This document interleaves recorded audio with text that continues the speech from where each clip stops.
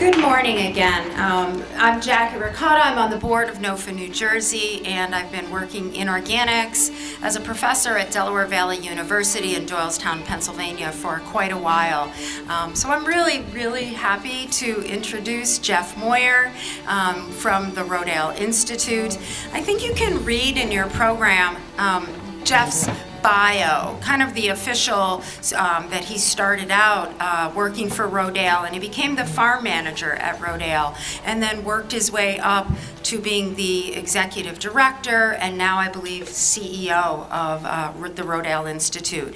And since Jeff took over at the helm, the Rodale Institute is just This was the movement that Devin made. It really is. I believe they have 7 sites all over the world. They are doing research that is really important to the whole world of organics and to agriculture. And so there's a lot of great things going on from the Rodale Institute. It is a wonderful, notable organization working in organics, educating farmers in organics, educating the general public in organic, and regenerative agriculture, which is one of the newest things to come out of the Rodale Institute. But more than that, I just wanted to add a few words since I've known Jeff Moyer for quite a while now. I've been at Del Valle for almost 23 years, so it was around 20 years ago that I brought students to the Rodale Institute, and I believe Jeff was the farm manager there, and he showed me the roller crimper, which was at that point kind of a newish tool that Jeff had come up with for doing no-till in organic systems. And I think one of the things that I sensed back then, as I think it's even more obvious now, is that Jeff really deeply understands agriculture. He understands the systems approach to agriculture, and through that, how organic is so important because it allows every system, the microorganisms, the plants, the pests, the beneficial insects, they all come together in an organic system and they work together, and yet the farmer, the manager, is able to manage the system to provide a healthy crop. So Jeff has this deep understanding of agriculture, knowledge of organics. He sat on the National Organic Standards Board. He's really played a role in the development of organic agriculture. But more than that, I just want to say Jeff is a really sincerely nice person, and to me that's one of the most important things in the world today. When you see him, you always get a warm greeting, and I know that he asks sincerely about how are you doing, and I always feel like Jeff listens when I answer that. So I think that's just a wonderful thing. I am so happy and honored that I can call him a friend and a colleague. We've worked together through different programs over the years, and I'm very happy that he's here as we're all back at the NOFA New Jersey conference, again, finally in person, that Jeff is going to speak with us this morning. So again, Jeff Moyer of the Rodale Institute, let's give him a warm Jersey welcome.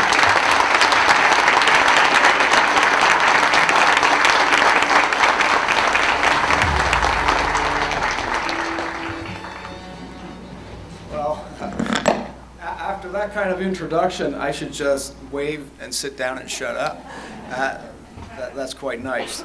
Thank you, Jackie. Thank you, Devin.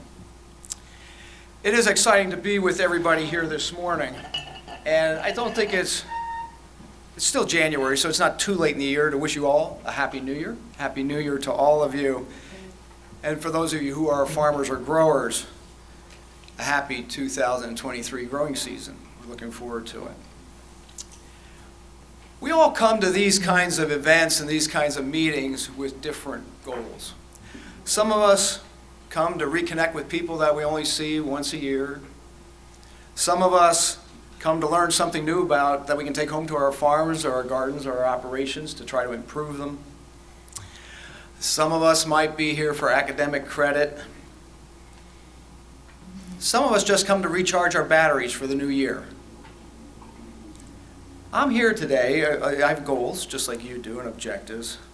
My goal is to inspire you to think a little differently about agriculture and the role that we play in the greater community.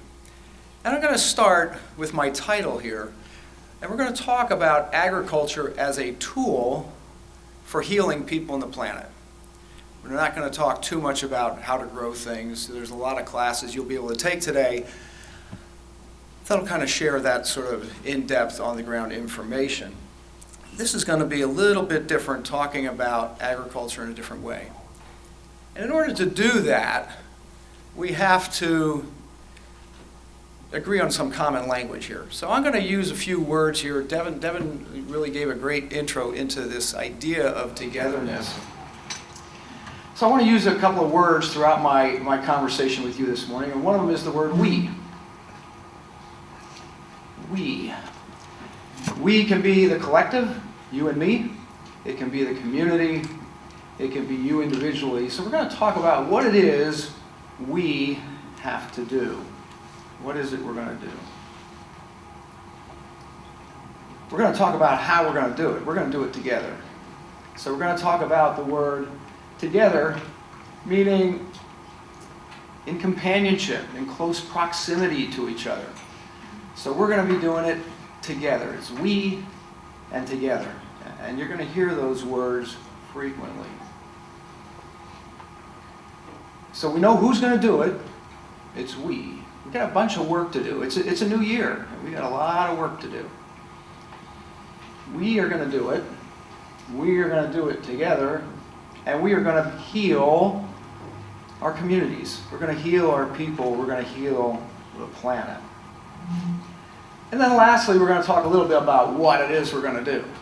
Because we have to take some action steps.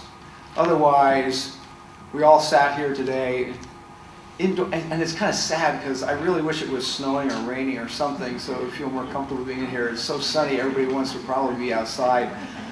New Jersey's not so different from Pennsylvania. It's been a bit cloudy. In Pennsylvania, it doesn't rhyme in New Jersey, but we call it gray PA. It kind of rhymes. You can't really do that in New Jersey. Together, we can change the world.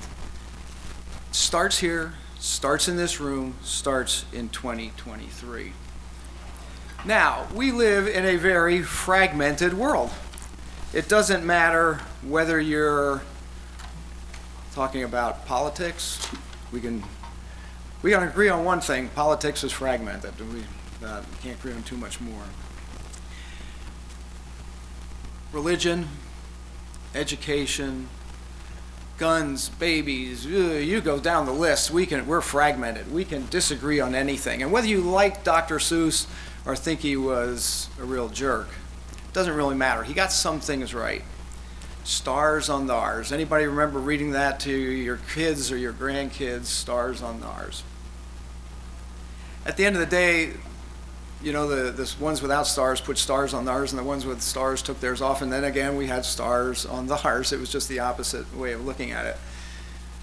Too often, we are very exclusionary and not inclusive in the conversations that we have. I was just at a meeting with a bunch of conventional farmers, and the one farmer said to me, "What's wrong with you organic folks?" I don't know, what's wrong with us? He said, "You're always demonizing us. We're trying to feed the world, and you're demonizing us." I said, "What did I do to demonize you?" And he couldn't name one thing. Rodale Institute does not demonize anybody. If you want to get somebody to transition from conventional to organic, you don't tell them they're doing everything wrong. I have a neighbor. As Jackie mentioned, Rodale Institute is growing. My farm at home is also growing. My son is growing that, not me. I ran out of steam a long time ago, and he's doing that. And we now rent our neighbor's land. And I see Dan's here from Lancaster Farmer, and I did an article in Lancaster Farmer on, it was on climate change. And I go for a walk every morning before I go into the office. I try to walk 2 miles because now that I'm CEO, I spend a lot of time sitting on my keister at my desk. And so I went for my walk. As I'm walking down the road, Roy, my neighbor, wonderful guy, 80-some years old, comes running down his driveway holding a copy of Lancaster Farming Magazine, because every farmer gets it.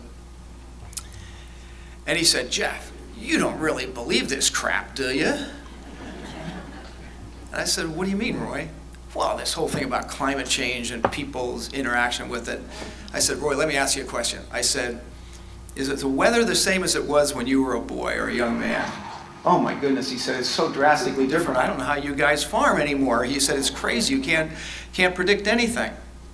That's what I'm talking about.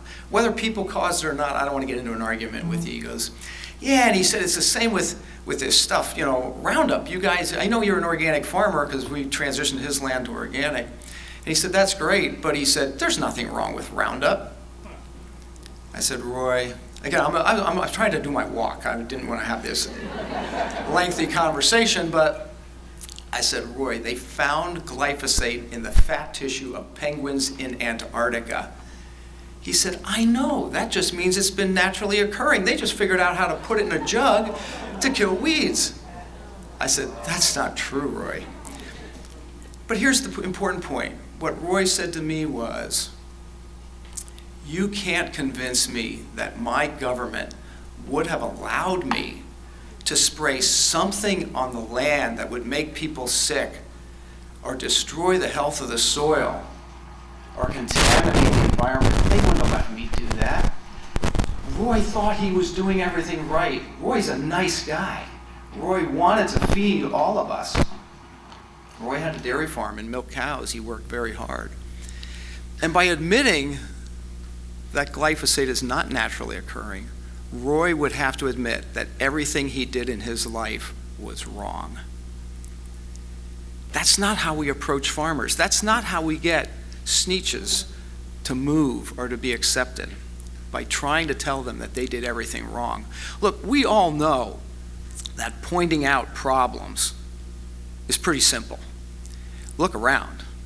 We can all probably find problems with each other if we look a little bit. What I want to talk about today is more about solutions. We know there's problems with the system. We know that, for example, we've all seen these statements out there, 60 years of farming left. I don't like to predict that, because after 60 years and we're still farming, people go, "See, he was wrong, he didn't know what he was doing." So I don't use those kinds of terminology, but we know that the way we're farming is degrading our soils. We have to do something different. The soil in New Jersey is not as good as it was 50 years ago. So nobody in this room's been farming more than 50 years, so it's your fault. It's your fault. We know that the state of human health is drastically diminished. What's really scary is if you look at the numbers, in 1960, we spent 3 times as much on food as we did health care. Today, we spend almost twice as much on health care as we spend on food. The transition is going the wrong way. And I was just at this meeting with conventional farmers, and there were a bunch of organic folks there as well. And they said, the problem with organic food is it costs too much. It costs too little. What are we thinking about? There was a food processor there, and he makes organic granola bars. He said, "My goal is to get organic granola bars as cheap, if not cheaper, than conventional granola bars." I said, "That's wrong. That's absolutely wrong. We're spending too much on healthcare and not enough on food. We're spending too much to clean up our environment and not enough on food." We have to reevaluate our thought processes. Everybody says food is too expensive. You want to know what's too expensive? This stupid little thing is too expensive. My wife just saw one of these new little, it folds in half so it's small. She said, "Oh, that's really neat." Looked it up online, it's $2,000. $2,000 for a damn telephone that you have to replace every 24 months. Cars are too expensive. Food is too cheap. Food is cheap because we have convinced ourselves over the last 100 years or less that the only metric by which we judge success of our agricultural systems is yield. I was at a growers meeting, this was several years ago. You might notice I like to tell stories because I think it makes it relevant to people. And we were talking about soil health, and a farmer came up to me, nice gentleman, farms in the Midwest, at one time president of the National Corn Growers Association, and he said, I grow 2,500 acres of corn. He said, last year I averaged 280 bushels of yield across my field, my farm.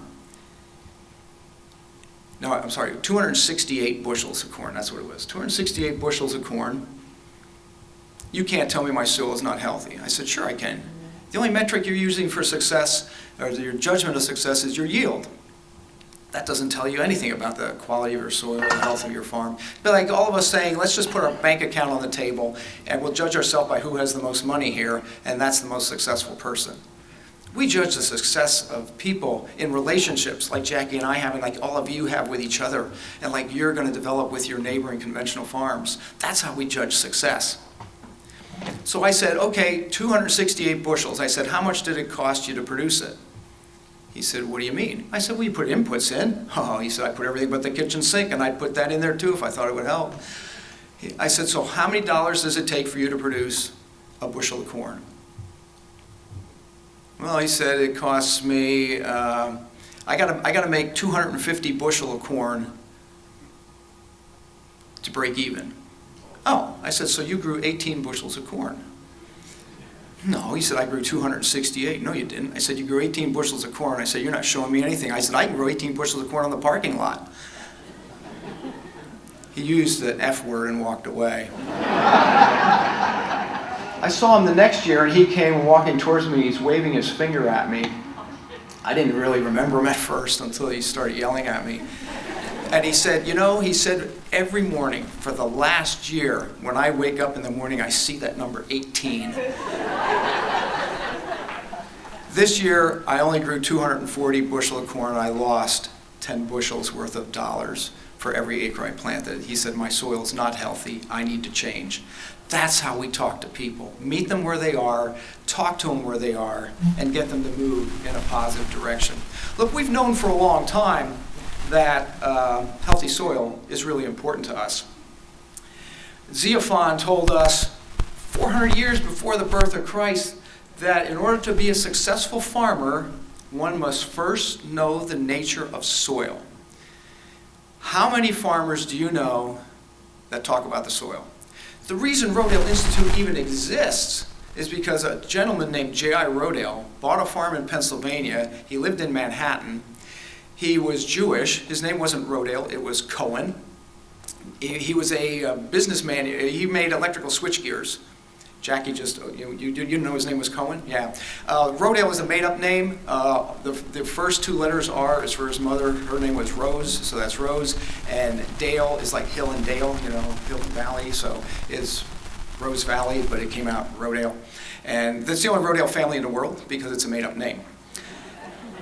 But he bought a farm because he was Jewish, living in Manhattan, looking at what was happening as the Nazis marched in Madison Square Garden. His family was from Poland, and he said, by golly, it can happen here, just like it's happening in Poland in the 1930s. So he bought a farm, didn't know a darn, I mean, never had a flower pot, and suddenly he has a farm. It was about 70 acres. And so what do? You call Penn State. They send a guy out, or a woman out, probably a guy back then. It was 1940. And he said, oh, I know my kids and grandkids think I'm old, and I have been around a while, but I wasn't there in 1940. And I'm sure the conversation was something like, Mr. Rodale, you're a businessman. You know, he made enough money to buy a farm as a hobby, so he had money. You're a wealthy man. You want to do, you know, input agriculture, inputs in, outputs out. That's how your factory works. That's how a farm works. He said, makes sense to me. But the inputs they were talking about was poisons to kill weeds, poisons to manage diseases, and poisons to kill insects. So he asked a very fundamentally simple question, one that my friend Roy should have asked himself. What magic takes place in the soil to turn poison into healthy food? That was his question. What alchemy takes place in the soil? I'm putting all this poison in. I want to get food that I can eat, because his idea was to buy a farm, produce his own food, take it back to Manhattan, and no matter what happened, at least they couldn't starve him, because that's what was happening to the Jews in Poland. And they said, well, no, the soil has nothing to do with it. And he said, wait a minute, I just bought 70 acres of this stuff, and you're telling me it has nothing to do with it? And so he said there's got to be a different way to farm, and that's what he launched into, and that's how the whole organic movement really started in this country, was this idea that the soil has to be important. At the same time, Hippocrates, roughly around the same time period, wrote a list of 11 things that a physician should know about their patient. Why 11? I have no idea. But it was 11 things, and one of those 11 things was a physician should know something about the soil where a patient's food comes from. Now, when's the last time you went to see any physician and he said, tell me something about the soil where your food comes from? You wouldn't know how to answer it anyway, but it would be kind of cool for him to ask that question, or her to ask that question. If you take nothing away from today's conversation, let's focus our energy on the soil. You heard that from the first presenter. We'll hear it throughout the day. The soil is the most important piece of technology that we're going to work with. This happens to be a hands full of soil that came from our farming systems trial. Our farming systems trial, Rodale, and I should invite all of you, and I want to invite all of you to come to Rodale Institute. It literally took me an hour and a half to get here last night. Now, there wasn't much traffic, granted, but if you time it right and you're heading east or west on 78, it's no problem at all. So it's about an hour and a half to the Institute.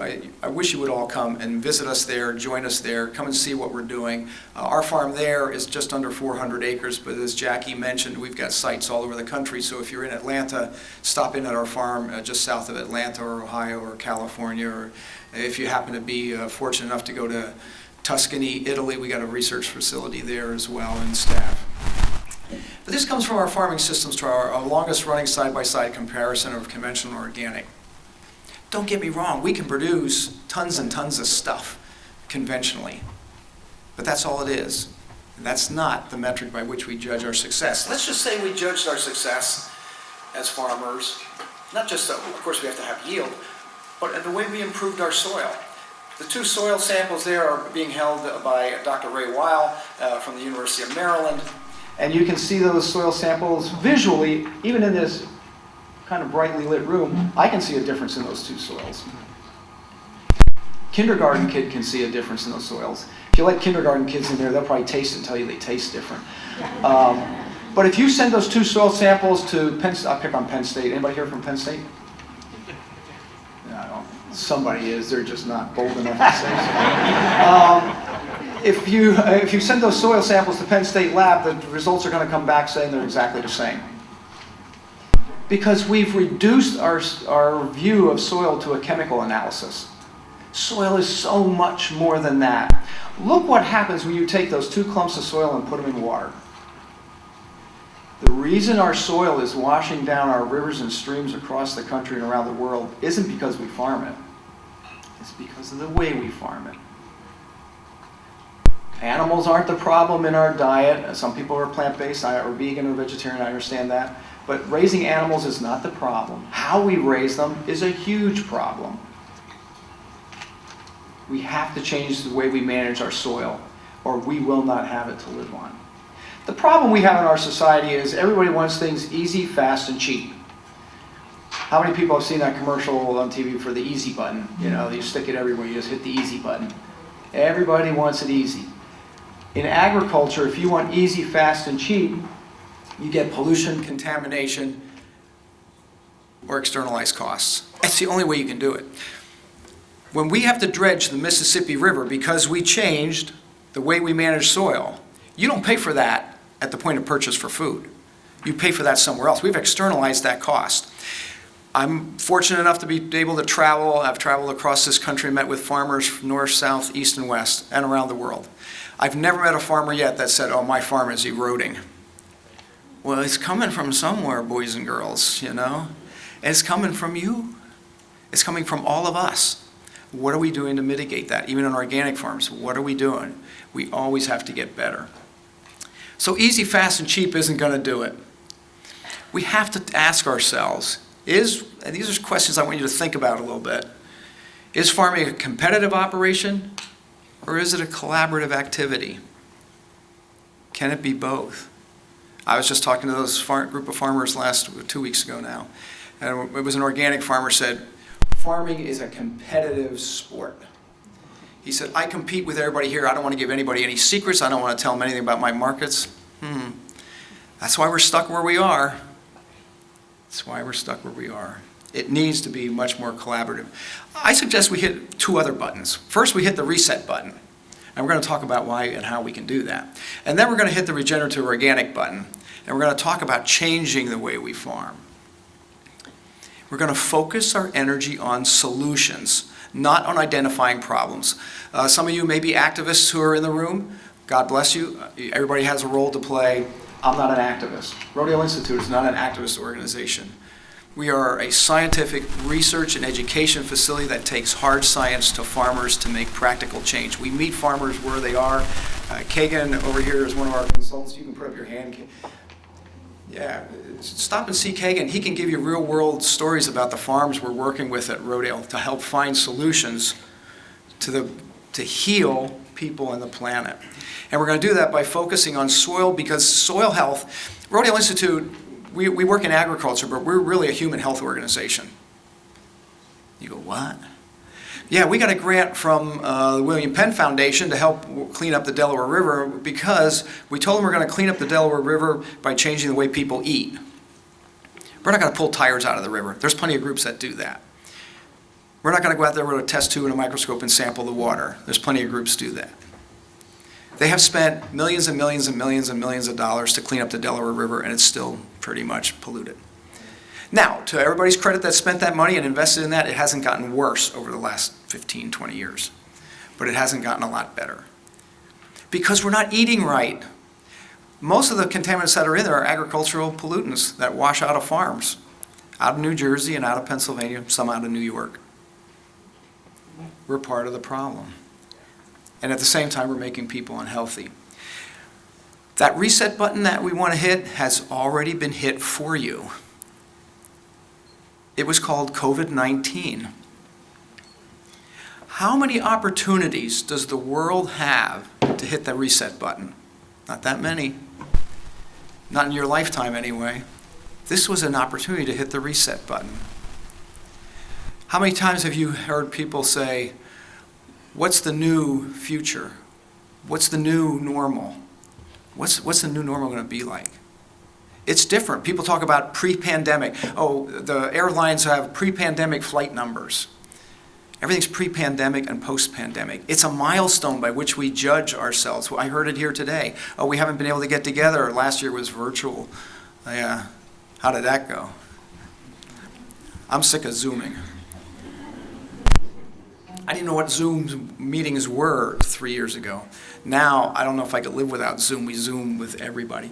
That pandemic has changed everything, and more importantly, it's changed how consumers view brands, how consumers think about the food that they're eating, how consumers begin to think about how they can improve their immune systems through the food that they eat. This is a huge opportunity for us in agriculture to heal the world.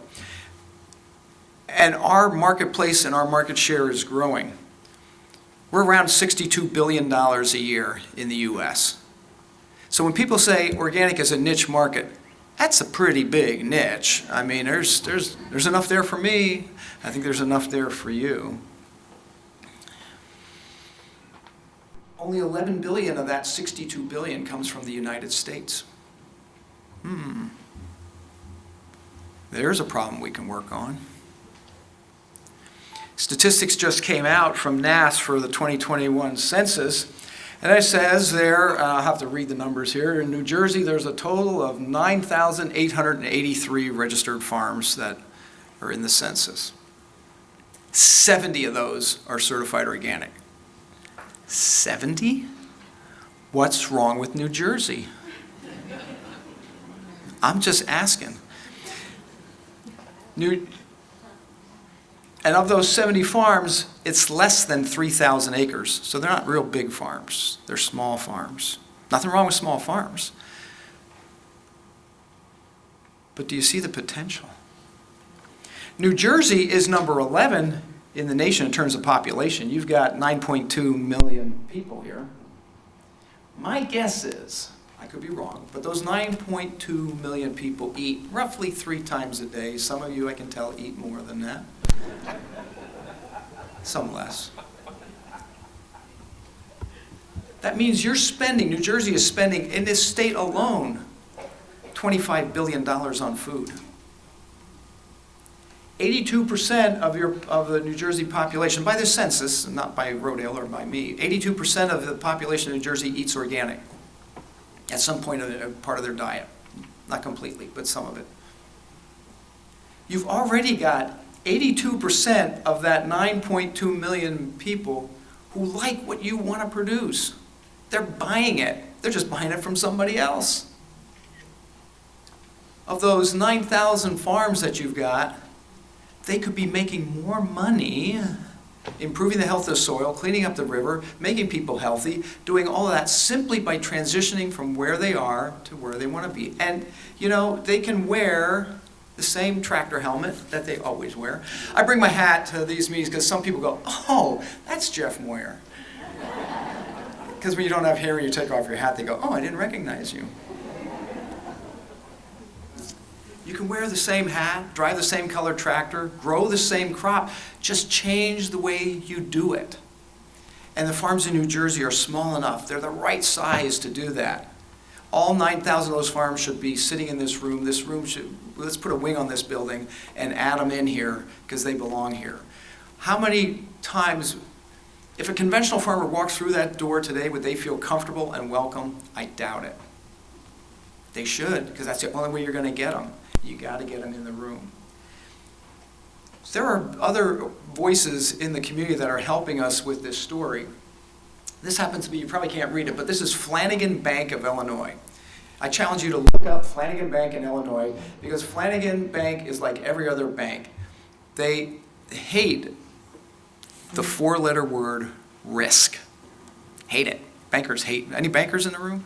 If you are, I know you hate the word risk.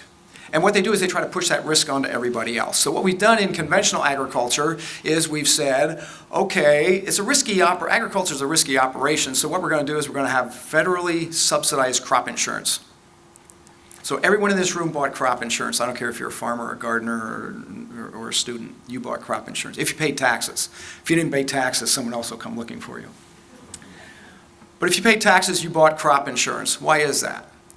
Well, the insurance companies have told us, we're so sure that farms are going to fail because we're mismanaging the soil, weather's changing, that we're going to have to pay farmers their payments. And they can't afford the insurance. So what most farmers do is they buy crop insurance and they insure roughly between 60 and 80, around 70% of their crop. Why 70%? Because that's what they owe the bank. So the bank is forcing them to get crop insurance to insure the money that they're loaning out because they hate that word risk.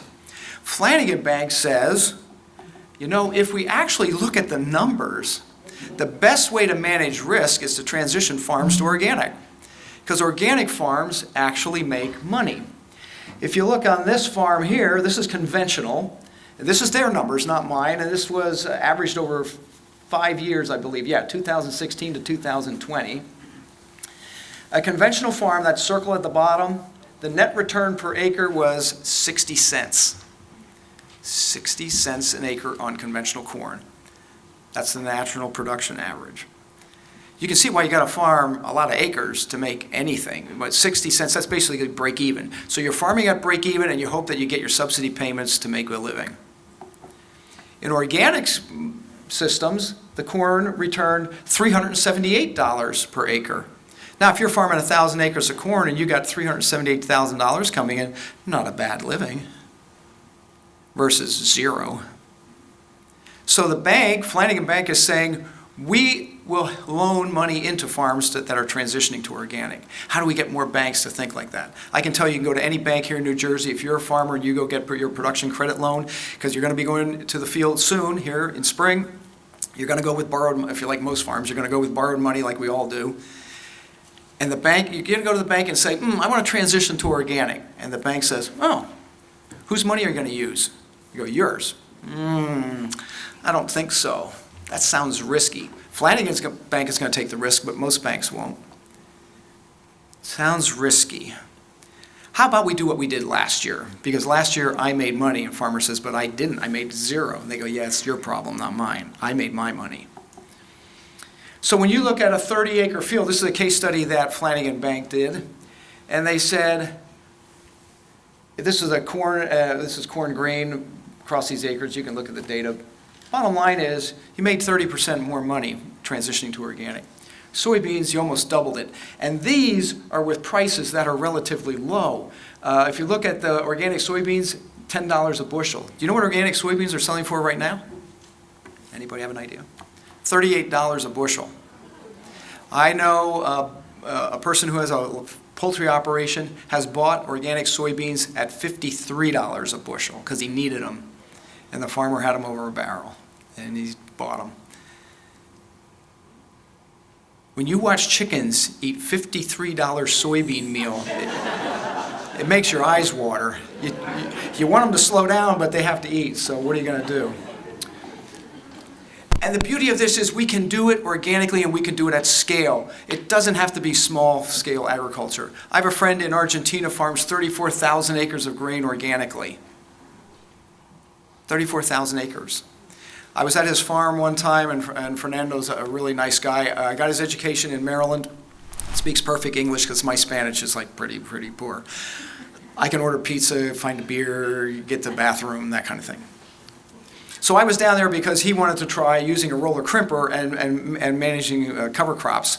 And so he said, I have a little test plot here. It was 400 acres, so that'll give you an idea of the scale at which he farms. And we were sitting in his office, and he said, Jeff, he said, what's wrong with Pennsylvania farmers? Are you guys stupid or what? I don't think we're stupid. Why would you say that? He goes, well, here's how it works in Argentina. He said, I grow grain. I put it on a truck. I send that truck to the port. I load it on a ship. Now, because our government is corrupt, I have to pay an export tariff, to get the thing to leave because they know it's organic. I pay that export tariff. The ship leaves Argentina, goes to Baltimore, Maryland. I take it off the ship. I put it on another truck, and I drive it into Pennsylvania. I literally deliver it. Hey, we just already agreed, New Jersey's you're not supplying your food. It's coming to New Jersey. It's coming from Argentina. It's coming from everywhere. He said, I literally sell my grain. He said, you literally farm in the shadow of the building in which I sell my grain, and you're too stupid to eat my lunch. He was right. I told the governor of Pennsylvania, Governor Wolf, we have a new governor as of about 2 weeks ago. I told Governor Wolf that story a few years ago, and he said, that's criminal. That's what we do. We just agreed. It was $62 billion of food sold in this country, and only 11 of it's coming from this country. The rest is coming from somewhere else. And New Jersey lags way behind the national average. I mean, you guys are like not even on the map. And you should be at the top of the list. New Jersey should be number one. We can, Pennsylvania and New Jersey together, we can take care of California. We'll push them into the basement and make them number two. We'll partner up. Yeah, we'll partner up. We can do these things if we decide that it's important to us. I'm probably taking too much time, Jackie. Our farming system trial in Pennsylvania, I already showed you those soil samples. We just have a 40-year report that's out. Take a look at that report. When you want to talk to your neighbors, it gives you good ammunition. You have to know what you're talking about when you go talk to them because they know what they're talking about. They have their science. They have their chemical reps. They have people coming to their door. They have their crop insurance people. They got the banker. They got all that. It's a system. And you have to be well informed if you want to help get them to transition and change. But the science clearly supports a transition of the way that we're farming. Just look at this one picture. This happened to be, I think, 2018. We planted wheat, and it rained. And it rained, and it rained, and it rained. The organic wheat looks just perfect. The conventional wheat is dead. So what do? You call your crop insurance adjuster, and you're going to get paid for that wheat, at least 70% of it. And so the banker made his money, everybody got, and you're going to live to fight again, and you can try again next year. The organic system, these plots are literally 5 feet apart from each other in a field. It's not like two different farms. It's not two different states. It's right next door to each other. It didn't rain more in one than the other. It's not a different soil type. It's all the same. If it works with grains, it'll work with vegetables. We can change the way we farm. This experiment, our vegetable systems trial, is a little bit newer. It's only like 7 years old. But we've already seen, just a few years into it, that we're able to change protein levels in vegetables that we're growing. We're changing the way the crop interacts with the soil and the nutrient quality of the soil simply by changing the way we farm. And we already said most New Jersey farms are small. You're perfect size to change and transition. Same thing is true in squash. If it's true in sweet corn, it's true in winter squash. We can literally change the soil in a very short period of time. What I should mention, in our farming systems trial, we started with land that was conventional. It had been farmed in conventional corn for 25 years. We transitioned 2/3 of it to organic, and we mapped that transition over 40 years. The vegetable systems trial, we started with land that was farmed organically for 40 years, and then we transitioned part of it to conventional. Stands to reason that it's a lot easier to destroy soil health or degrade it than it is to improve it. So we started seeing degradation in soil health almost immediately. And you can see that just after a few years, 2 years I think, you start to see a difference in the vegetables you're producing. Makes sense. I don't know how long it took to build this building, but you can probably have it removed by tomorrow at noon if you wanted it gone. You couldn't build it that fast. So everything works the same way. There is tremendous power in the plate, and there is tremendous power in the agricultural systems that we're farming. Read these 2 papers. They're on our website. Get the information. Inform yourself. Let's farm like the world depends on it. Because it does. It really does. We're going to talk just a little bit here about regenerative organic because we're changing the model a little bit at Rodale. As the Rodale Institute supported giving the word organic to the federal government, and that was a challenge, and not the entire organic community didn't agree with that process, still doesn't. Maybe some of you don't like the idea that the federal government is involved in our food or in the paperwork that we have to do. I heard about paperwork. The reality is, if the government hadn't gotten involved, we would not be a $62 billion business. We'd still probably be about a $10 billion business. So it really made things grow. But in order to give a word away, I don't know what it's like in your family, but whenever you give something away, you lose control. You know, you send your kids to college, you kind of lost control. If you thought you had control in the first place, maybe that's an iffy thing. So we gave this word away and we lost control. Robert Rodale was thinking about that way back in the late 1970s. And he was saying we need another word to marry up to that organic word that really reflects the complexity of a system that involves the health of the soil, that involves social justice for farm workers. Rodale Institute has revisited that concept and linked the word regenerative to organic, and we now have regenerative organic certified. It is a certification process that you're welcome to look into, see if it makes sense for your farm. One of the reasons we did that was we were always using the word regenerative organic in our systems, but a lot of people said, let's just separate those words. And you can be regenerative and you don't have to be organic. You can boycott the federal government, get rid of all that stuff, and let's just be regenerative. The problem is, the way they're defining it says you can use GMOs, Roundup, you can do everything that you're currently doing. End of the day, let's just put the stamp regenerative on what we're already doing, the status quo, and we're good, right? No, not right. And I'm not saying that farmers are deliberately trying to mismanage their soil, because they're not. I've met thousands of farmers in my life. I've never met one who got up in the morning and said, my goal is to make people sick, to destroy the planet, to ruin my soil. That's not what we do. But in effect, that's what's happening. It's unintentional, but it's happening. So let's change the way we farm. Our framework, if you've ever looked it up or have time to look it up, I encourage you to do that. The framework includes organic as it's presented by the USDA, but then we add in 3 additional pillars: soil health, animal welfare, and social justice. Look, we know that most consumers come to the marketplace with a whole suite of values, not single values. Organic has sort of, I don't want to say degraded, but it's kind of got dumbed down to the idea that, well, you don't use as many synthetic pesticides. That's the big difference. And that's important to a lot of people. A lot of people don't want to have those chemicals in their food system.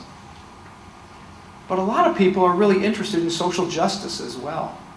We don't want to fragment agriculture. We want to pull it together. We're talking about collaborative effort here, pulling things together. Remember, we together, healing. This is what we're going to do. This is how we're going to do it. This is the what part. This is how we're going to do it. If you bought something, this could be an organic cotton jacket. It is not.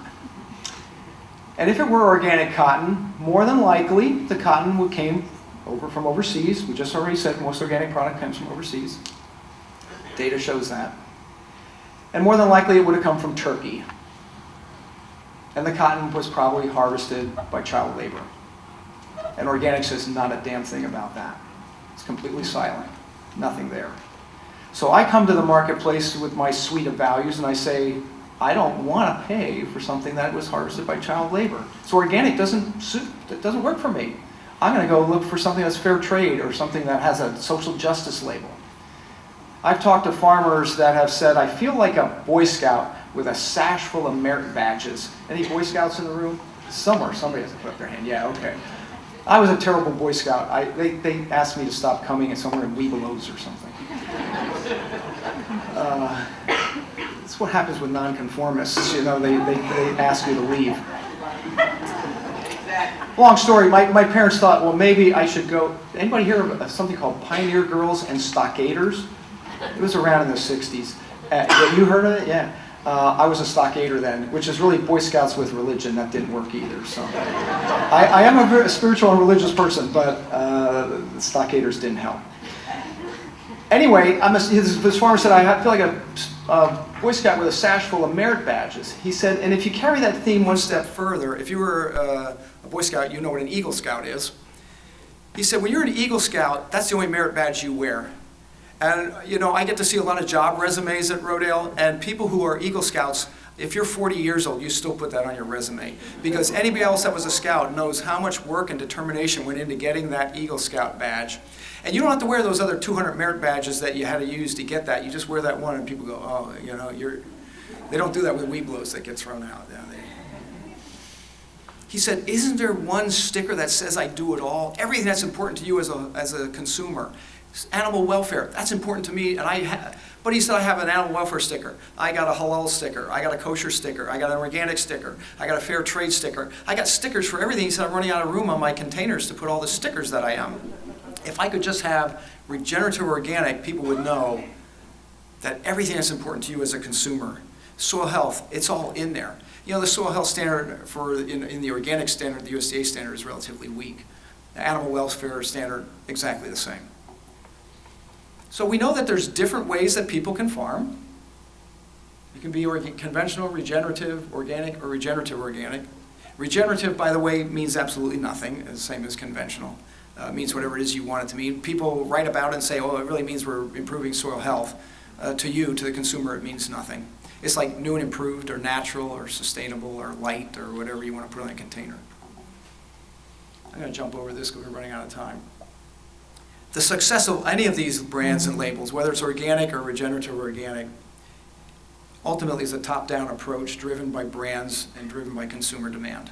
If consumers want it, my friend Roy is going to change, well, we farm his land, but he would change the way he's farming. If you can't sell it, it doesn't make any sense to produce it. So all of us have a powerful voice. New Jersey has 9.2 million voices that speak 3 times a day. We already agreed on that. What are they saying? What are they saying? What do you want them to say? We have to discover a road together that leads to regenerative organic, however you want to define that. We need to have healthy soil because we want healthy food, and we really want healthy people. We want healthier farms and a healthier planet. Let this be your invitation to join us on this journey, to find a healing solution. All of you have skills, talents, resources. Let's share them together. Don't keep them to yourself. Let's not be competitive. Let's be collaborative. Let's figure out ways to get that voice out. There's a lot of voices just in this room. Like 300, somebody said, are invited to this conference. 300 voices. If you all go out and talk to 2 people, later today or tomorrow. By the end of the weekend, you got 1,000 voices in New Jersey saying that message. And if they all tell 2 people, let's start being inclusive. Let's not keep it to ourselves. This isn't a private club. NOFA will find another place to have a meeting if they need more seats. Let's open the door and get people in here so we can be more collaborative. We only get there if we get there together. Without that, without together, we don't get there. We cannot make it. We can only do it together. Together, I say thank you on behalf of everybody at Rodale Institute. I appreciate your time and attention. I know I spoke a few minutes too long. I apologize for that. It was a joy to be with you, and I'll be around most of the day. I gotta leave. I have a dinner engagement, so I gotta leave sometime this afternoon. But thank you, Jackie. Thank you very much.